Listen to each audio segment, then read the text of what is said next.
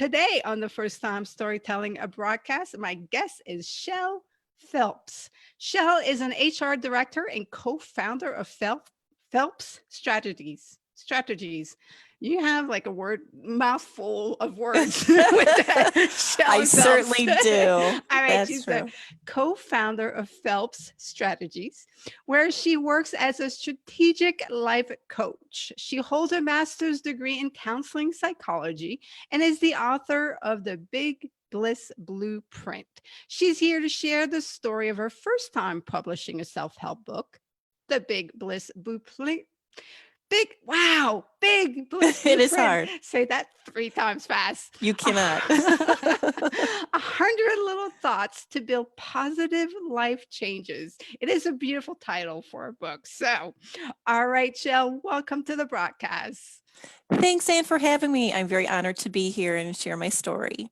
All right, so let's get into this.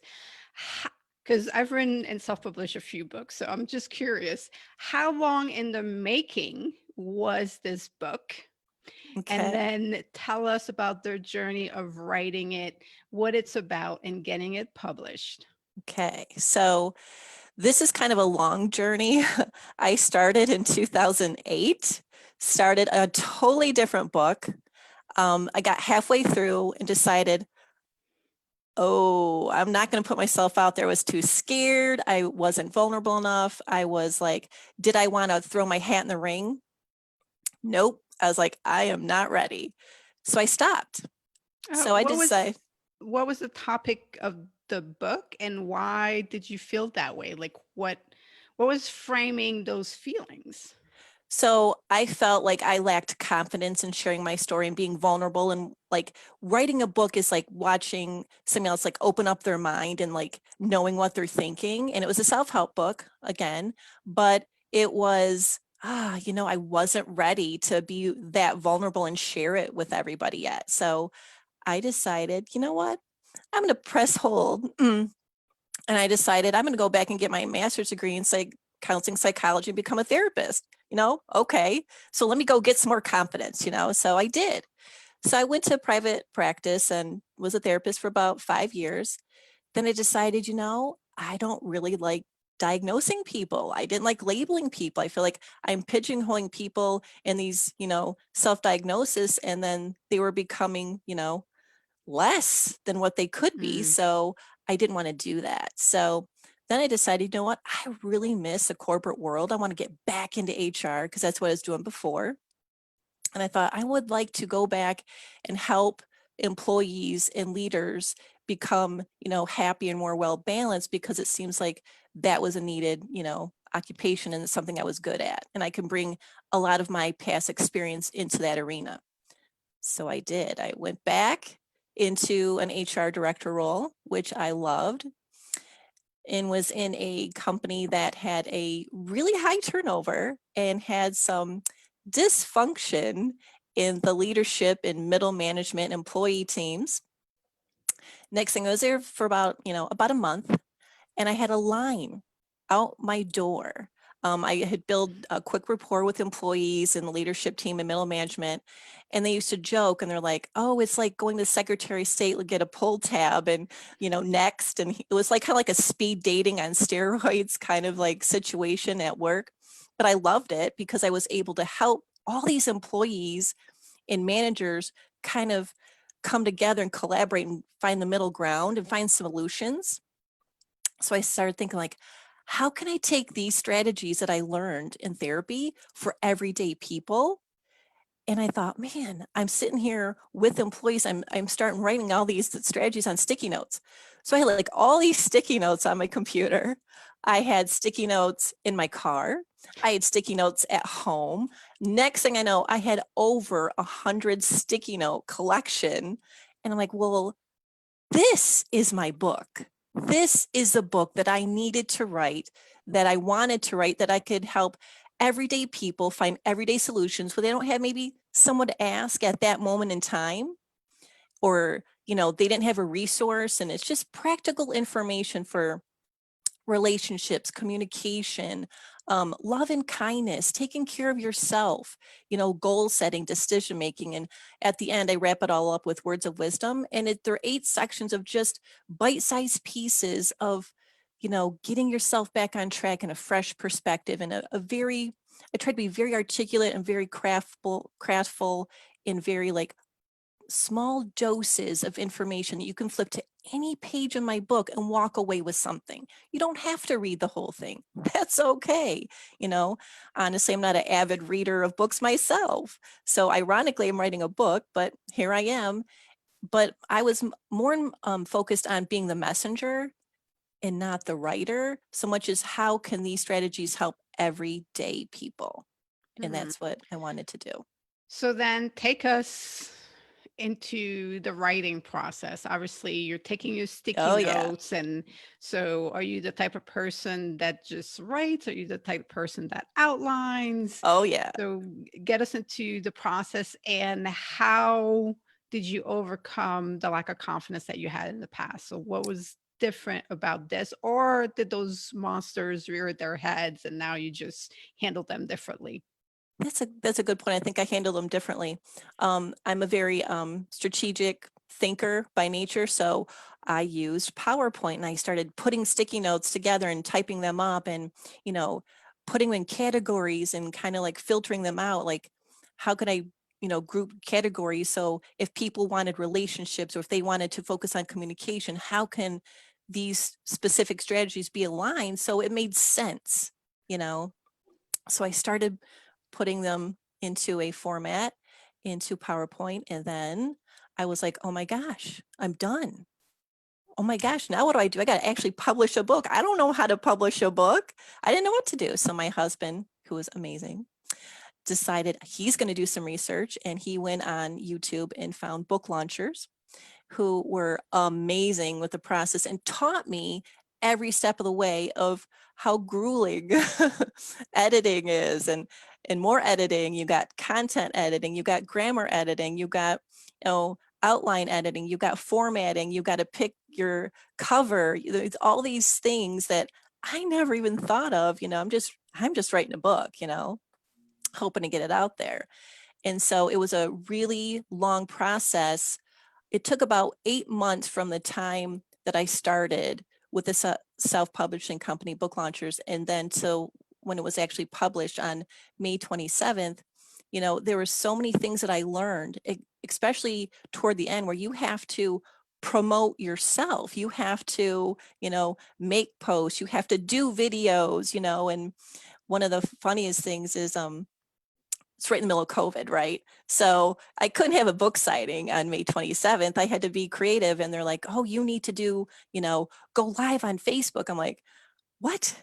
Are you kidding me? I'm like, okay. So here I am. I'm going to do it. So instead of a book signing, I had a launch party on Facebook and YouTube. And during that, I launched a video it's called an unboxing video.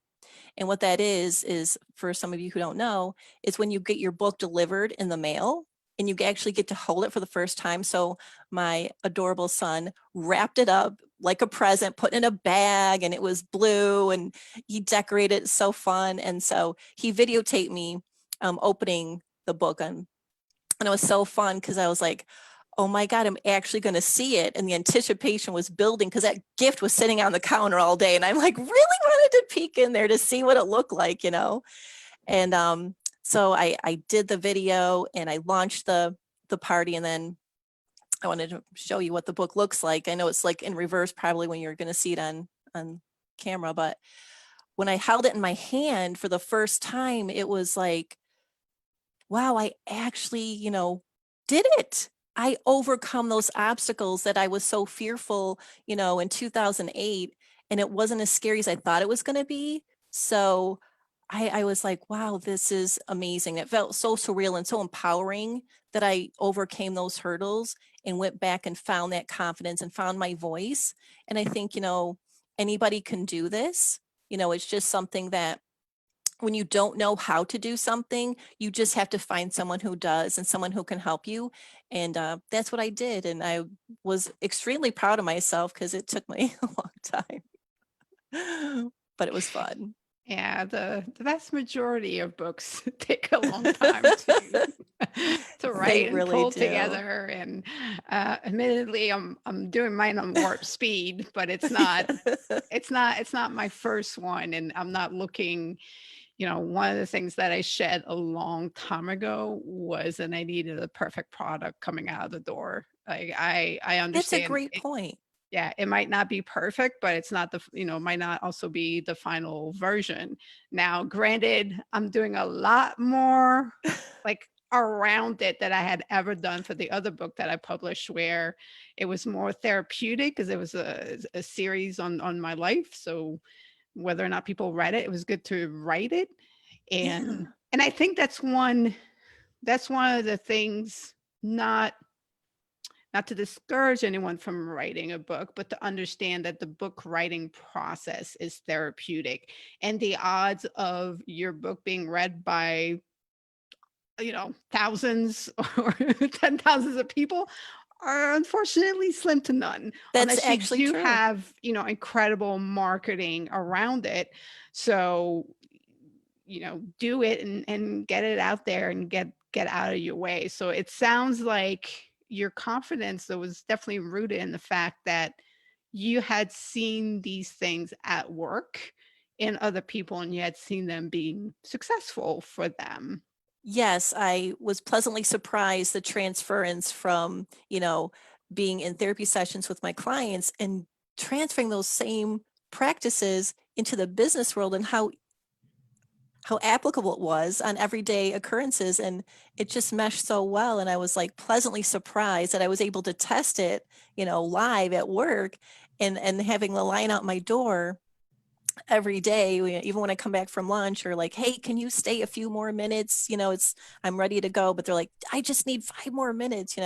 So it was really gratifying to see that, that did build my confidence. And I seen that it was really helping people. And that was my goal. Yeah. So what about that original book that you thought of? Are you considering it now? Yes, I It sounds am. like that's a lot more personal because it's actually about your life, right? So Yes. Yeah. yeah. Yeah. And This next book is definitely something I'm definitely going to do now. I'm very excited about that. When I get lift off on this one, I'm still kind of working out the details for this one, but now I know the process, and it's not as scary as I thought it was going to be. And knowing that I have backup, I have backup and people to help with the editing, because that's scary. Like you said, you want it to be perfect. And if you let go of that idea that has to be perfect, because it really doesn't. I mean, every time you look at it, you're like, oh, I could change this, or this could be better. And you just have to draw the line and say, you know what? This is good enough. And this is something that you just got to push out there and move forward, because if yeah, not, you'll be doing it forever. exactly. I think one of the guys that talks about that the best is probably Grant Cardone, who sold millions of copies. And he's like, I know there are typos. I know it's not a perfect book, but the content, what's in it to help you. If you're the type of person that's really Yeah, hung up on the typos, then you're missing what the content of the book is really about. that's And, exactly you right. don't want choppy sentences, obviously, and major No, typos, but as long as it exactly. flows. Well, with that, this journey, it's been amazing because I've had so many firsts. I actually just finished recording my book on audio, which that was a funny story. Um, Oh, yeah, brave woman you are. yeah, I'm like, I'm going for it. Who can tell the strategies better than I can, and how they're supposed to be articulated, and the inflection in my voice. So people are saying you should just do it. I'm like, oh, okay. So I did. I just finished it. It was 4th of July weekend, and I'm in my closet because that is the best sound studio, from a research besides going into one. So it's 4th of July weekend. I live in a 3-story house. So I'm upstairs in my closet. I'm sweating profusely. Sweat is dripping down the back of my neck. And here I am taking an hour and a half each segment to get, a chapter done. And man, I think I lost 5 pounds that week, but because it was 90 degrees, it was super hot, but so humid. But I did it. I didn't let that stop me. And I was like, I'm going to do this. So that's Wow, coming out September 1st. congratulations. Thank you. Yeah, that's tough. I tried. So one of my books I tried just on YouTube. I was going to record me reading it, and I started doing that, and I admittedly I didn't finish it because I'm like, this is a lot harder, a lot harder than it looks, It than really it seems. was. Yeah. It took me several weeks, and you have to stop, record, rewind, because you say something and you can hear sound or any the slightest little inflection or little sound that distracts the listener. You got to do it over. And yeah, Yeah. I it You can't mess up. You can't you mess up any can't. words. I mean, it's one thing you can have typos. I think you can get away with Yes. typos, and Yes. the audio version, that's a no room for There's mistakes. none. They won't put it out there if there's any ground noise or all these things that I had to learn, and the decibels and all this fun vernacular that I had no idea what I was doing. And now it's coming. So Wow. that was fun. So did you have other first? Obviously, it sounds like doing the live was a first. The recording, the audiobook was the first. Where are some of the other firsts that this brought into your life? Having a digital interview, I that was new for me. I didn't even know what that was. Like, I'm learning all this media stuff, and how to maneuver the media and doing interviews and different types of interviews. I've been on a podcast. Last week was my first podcast. You're my first broadcast, so that's fun. My first digital interview was interesting, where they ask you questions from Authority Magazine, and then you answer the questions. And they digitally format it and edit and draft it. So that actually took like 4 or 5 days to do. So there was a lot of work. So I'm just learning all of this stuff, as we go. It's been a tremendous, exciting journey. Yeah, well, that's what's so fun about tackling a project like that, is that it opens up a whole other world and all kinds of opportunities, and you never know what might come your way. It does. It's been so exciting to see. Wow. So before we go into the first time lightning round, where's the book available to buy, and how can people get in touch with you? Oh, thanks for asking. So the book is available pretty much on every platform. You can get it on Amazon. You can get it on Apple. You can get it everywhere. But if you go to my website, phelpsconsulting.net, all the platforms and all the links are directly on my website. So you can just click on them and just go right there. And then, of course, it'll be on Audible and all the other audio platforms. I think there's 43 different platforms for the audiobook, September 1st. But if you go to Phelps Helps on Facebook, you'll be able to find me. You can find me on LinkedIn at Shell Phelps, and you can find me on the YouTube videos if you want to go check out the unboxing video that's up there at Phelps Strategies, and also the live event that I did for launching the book without the book signing. So that party's up there. And of course, if you want to share any information or get in touch with me, you can email me at phelpsstrategies@gmail.com. All right, excellent. Lots of great ways of connecting with you and getting the book. And hopefully things go back to normal sooner rather than later, and you can have your first book signing, because I that's would love that. another really amazing thing to do. Just curious, how have the feedback and reviews been since the release? It's been tremendously amazing. I've gotten emails, I've gotten posts. People, I think I had about 35 people post pictures of their book. It kind of started a thing um, of when the book was coming out, because there was a delay during COVID of getting the book. So it was just kind of like a thing. People started posting me on Facebook and Instagram, and it was kind of a fun. So we're going to do a new challenge of My Bliss. So if people want to send in pictures of their bliss, there's a challenge right now, and you can actually, there's first and second places, and you can see all the information on my Facebook channel. But yeah, it's fun. Oh, really great. Yeah, it's all about getting creative with the Yeah. marketing. I mean, that's it's both time consuming, a lot of work, but when you get to exercise your creativity in those ways, it's also a lot of fun and rewarding. It really is to see people, connect with you and people you don't even know and people from other countries been reading my book and buying my book. I mean, that's just so exciting. I mean, that is like a dream. That's my bliss right there. I mean, touching people like that, helping them. I love it. All right, incredible. Okay, so now it is time for the first time lightning round. The way it Okay. works is I'm going to give Shell 10 different first time options. If it's something she's done before, she's going to say up. So it's similar if she was on the app, she would swipe up. If it's something that she's never done, not interested, then we go left. And it's something that she's never done, would like to do, and add to her list, we go right. Ready? I'm ready. All right, buy a lotto scratch ticket. Oh, I've done it. Up. Done it up. Ever hit a jackpot? No, but I'd like to. That'd be right. It's like I'll put that on the list. Yeah, let's add that. Okay. Play croquet. Yes, as a little girl, I did. Yes, that'd be an up. Okay. Go to an R&B concert.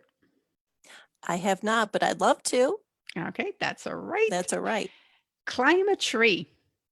That's an up. Yes, many a times. Many a times, or as a Not kid in your recently. backyard. Yes. Oh, Tree forts, loved them. oh, very nice. Okay, get a foot massage. Oh, that's an up. Yes, I have. All Very, right. very nice. Very relaxed. Some very nice self-care there. You bet. Okay, go deep sea fishing. No, that will probably be a left. I don't think I'd do that. My husband would. Okay. Could join him. I'll watch. Okay, can foods. So any sort of canning. That is something I've never done, and I think I would like to, so that'd be a right. That's all right. We're adding it to the list. Okay, fly in a hot air balloon. No, but that's on my list. I would love to do that. That's a right for sure. That's on my All bucket right. list. All right. Well, I am not a fan of bucket lists, but we'll put Yeah.